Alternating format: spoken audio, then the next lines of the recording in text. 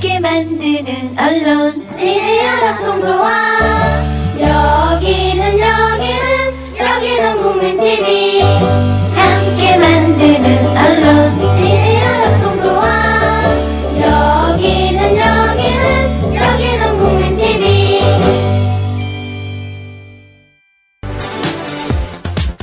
9월 20일 화요일 오늘 아침 국민라디오입니다.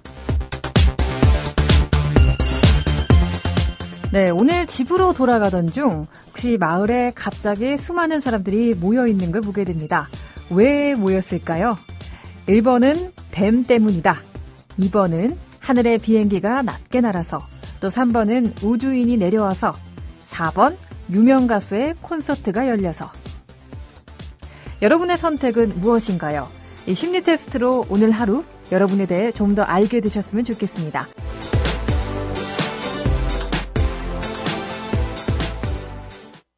여러분들은 몇 번을 고르셨는지 참 궁금합니다. 1번 뱀, 2번 하늘의 비행기가 낮게 날아서, 또 3번은 우주인이 내려와서, 4번은 유명 가수의 콘서트가 열려서. 저 같은 경우는 1번을 선택했는데 한번 하나씩 풀이를 한번 해드릴까요? 1번은 뱀이었죠.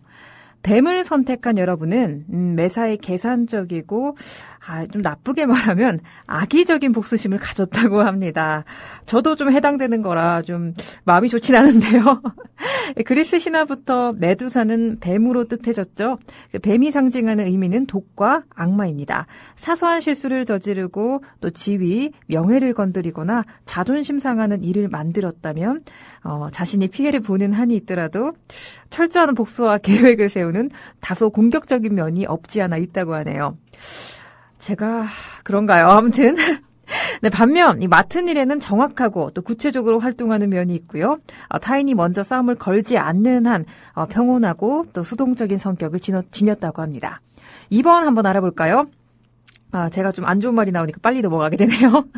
2번은 하늘의 비행기가 낮게 날아서입니다. 비행기를 선택한 당신은 리더십이 있고 독신을 선호합니다. 이 특정 문제가 생겼을 경우 남들과 타협하려 하기보다는 스스로 이 문제를 해결하려는 의지가 강한데요. 하지만 이것이 남에게 피해를 주지 않는 선에서 생각하면 자신 또한 평범하게 사회생활을 하는 사람에 속하죠.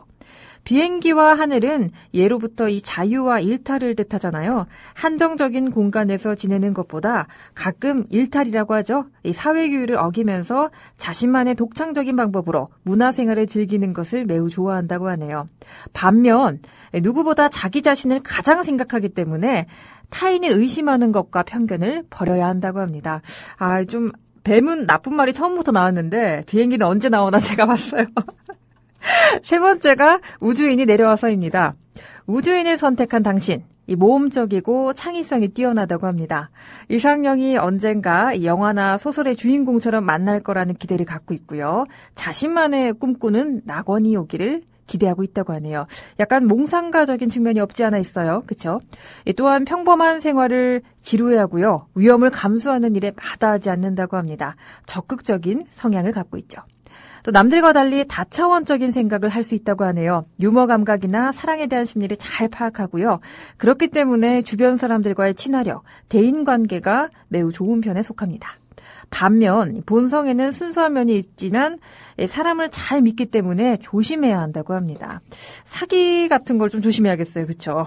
네 번째는 저희 PD님이 3번이라고 하시네요. 4번. 4번은 그러면 귀를 좀 쫑긋쫑긋 세워서 들어주세요. 네 번째가 유명 가수의 콘서트인데요. 유명 가수의 콘서트를 선택한 당신은 타협적이고 또 공존하는 생활을 좋아한다고 합니다. 2번과 달리 2번이 비행기였죠. 비행기와 달리 독신보다는 이 집단, 공동생활체를 추구하며 미래보다는 현재의 삶에 만족하는 성격이라고 하네요. 하지만 이 평소에 계획적이지 않고 시간과 장소에 따라 이 성격과 생활이 유동적으로 변하기 때문에요. 다른 사람들보다 인내심이 부족하고 소심하다고 합니다. 어떻게 PD님 맞으세요? 일부는 맞다고 하시네요. 부유해진다면 자신에게 투자하거나 또 저축해두기보다는 유흥생활과 또 남을 위해 투자하는 부분이 많기 때문에 그래요. PD님하고 좀 친해져야겠네요. 네, 체계적이고 효율적인 생활과 방법을 터득해야 한다고 합니다.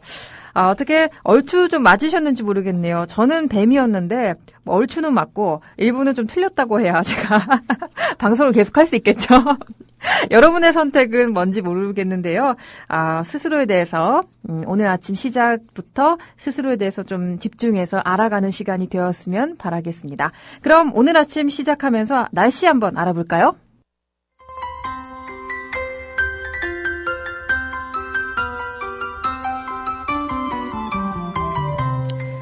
네, 오늘은 전국이 대체로 맑겠고 일교차가 클 것으로 전망됩니다.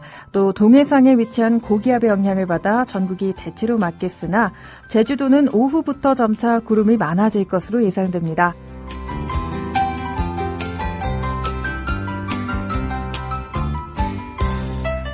새벽부터 아침 사이에 안개가 짙게 끼는 곳이 있겠습니다. 교통안전에 특별히 신경 써야겠습니다. 네, 동풍이 지속해서 불면서 남해상에는 물결이 다소 높게 일겠고요. 항해나 조업 시 유의할 필요가 있겠습니다.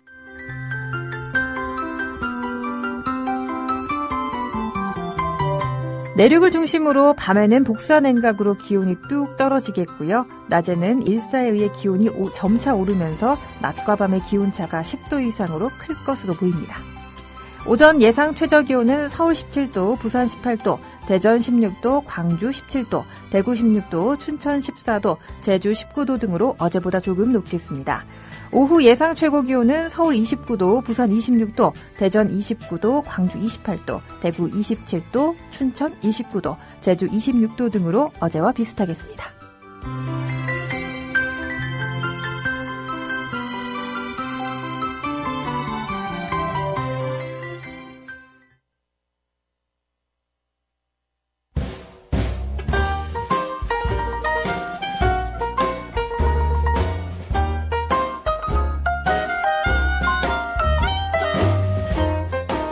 여러분의 아침을 두드립니다.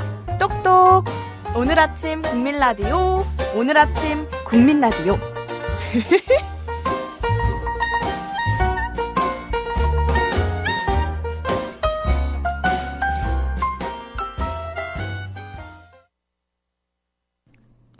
내일을 알 수 없는 오늘 사는 여러분을 위한 지혜 지침서 오늘의 역사입니다.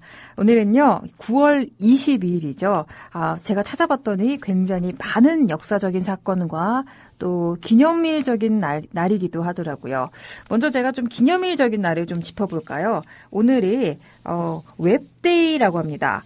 원 웹데이. 무슨 뜻이냐면요. 인터넷에 접할 수 있는 기회를 기념하고 또 유지 관리의 중요성을 대한 인식을 제고하는 이 세계적인 이벤트가 2006년부터 시작된 날이라고 하는데요. 9월 22일 원 웹데이. 다소 좀 생소하긴 하지만 기억해 두시면 좋을 것 같네요. 그리고 오늘은 세계 차 없는 날이라고 합니다. 그 차가 마시는 차가 아니고요. 붕붕 차입니다.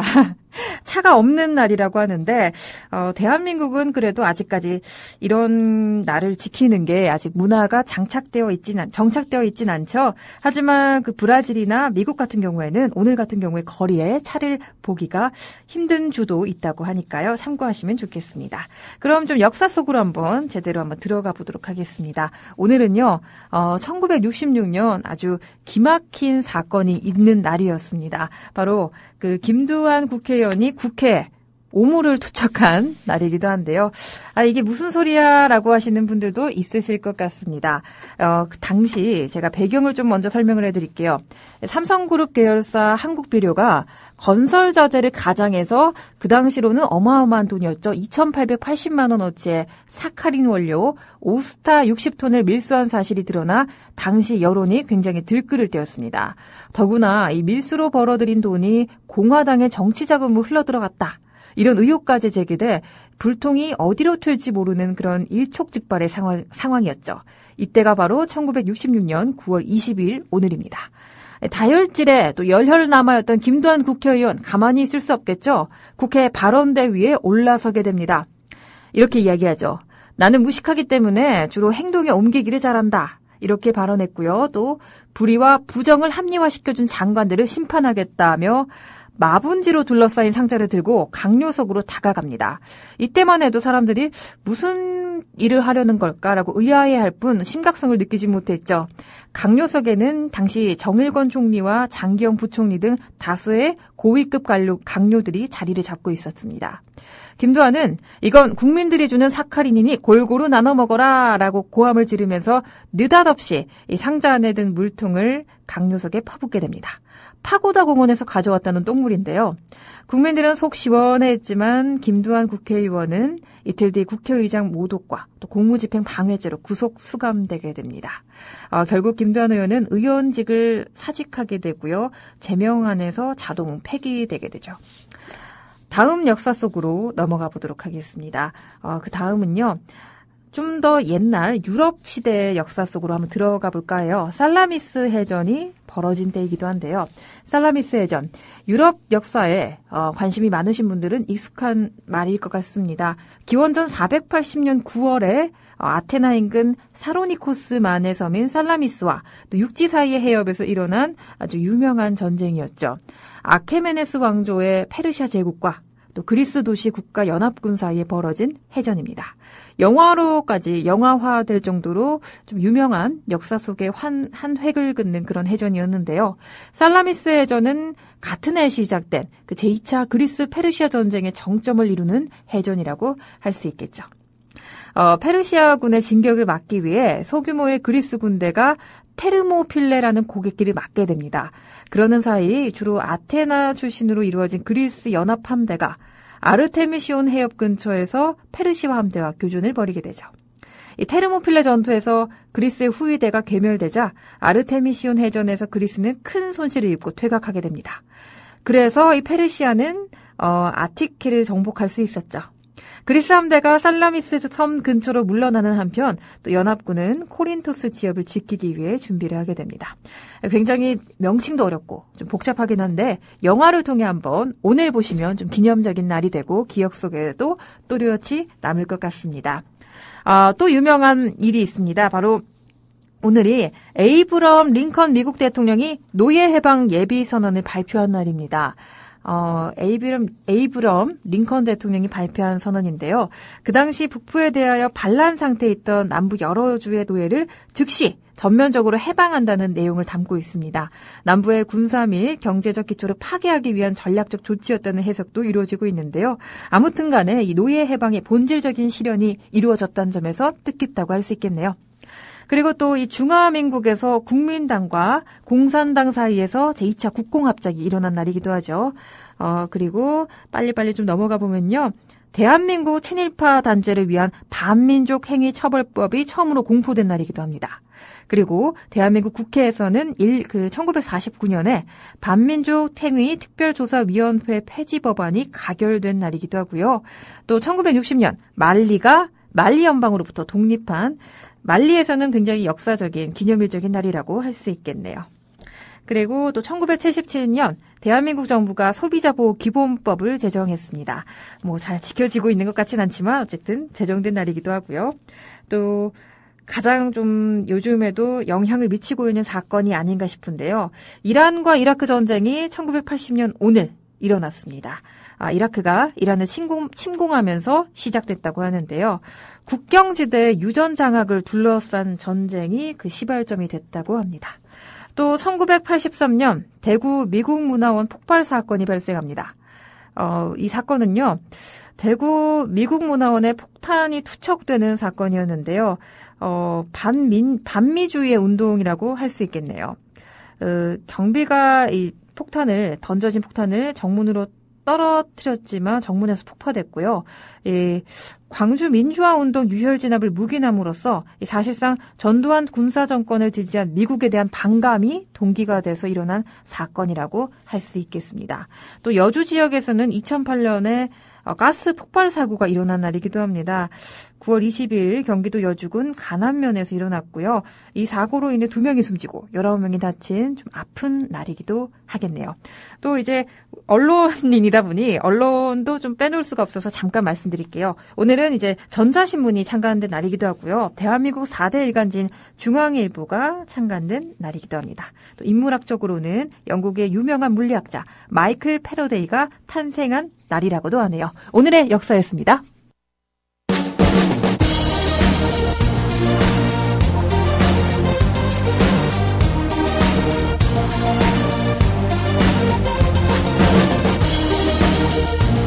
네, 먼 나라 이웃 나라 해외 토픽에 대해 알아보는 시간입니다.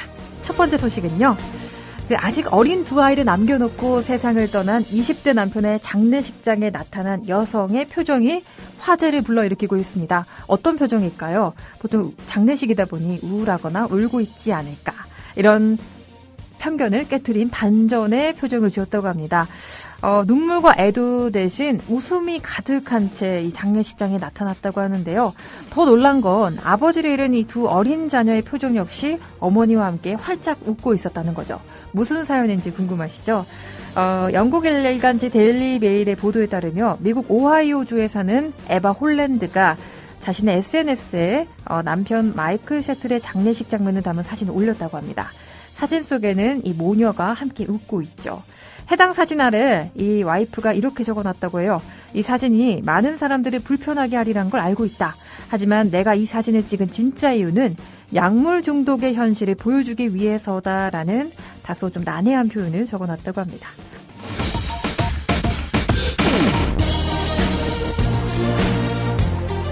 네, 홀랜드의 남편 마이크, 10년 가까이 헤로인이라는 마약에 빠져 있었다고 하는데요.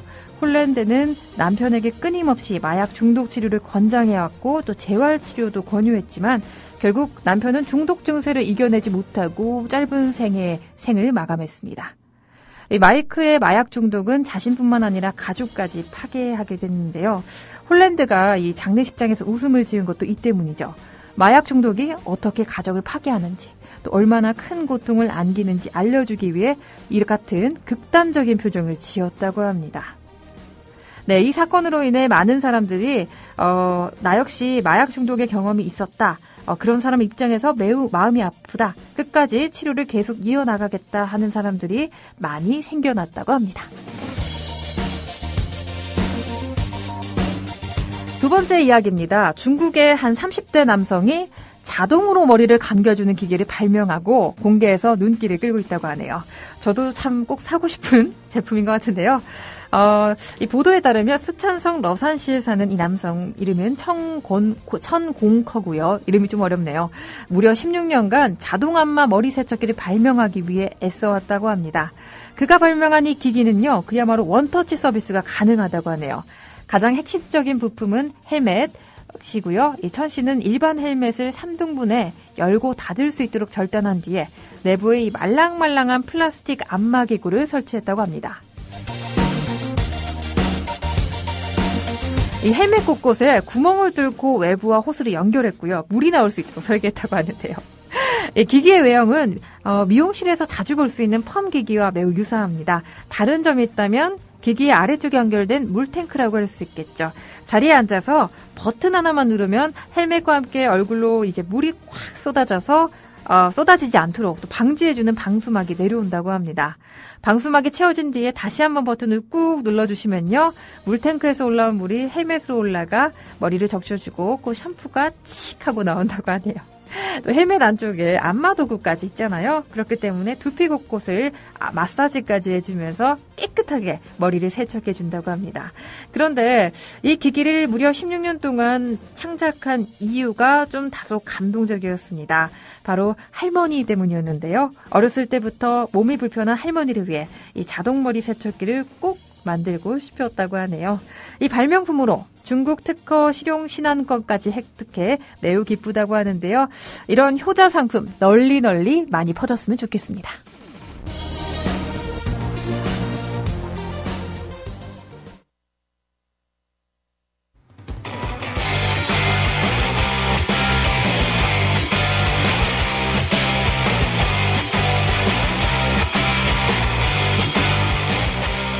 바쁜 아침 한숨 돌리며 듣는 라디오. 오늘 아침 국민 라디오입니다. 한 번만 더 해볼까? 바쁜 아침 한숨 돌리며 듣는 라디오. 오늘 아침 국민 라디오입니다. 네, 오늘 아침 여러분과 벌써 시간이 이렇게 훌쩍 가버렸는데요. 제가 시간 배분을 좀 잘못해가지고 생활의 꿀팁은 내일 좀 더 알차게 2배로 알려드리도록 하겠습니다. 저는 여기서 인사드리고요. 여러분 내일 아침에도 꼭 다시 만나길 바랄게요. 지금까지 제작의 이정일, 진행의 신지혜였습니다. 국민라디오 팟캐스트 응원하는 가장 쉬운 방법 아시나요? 다운로드하기, 별점 주기, 댓글 달기, 구독하기. 국민라디오 팟캐스트 널리 알리는 가장 쉬운 방법. 다운로드하기, 별점 주기, 댓글 달기, 구독하기. 기억하세요. 다운로드하기, 별점 주기, 댓글 달기, 구독하기.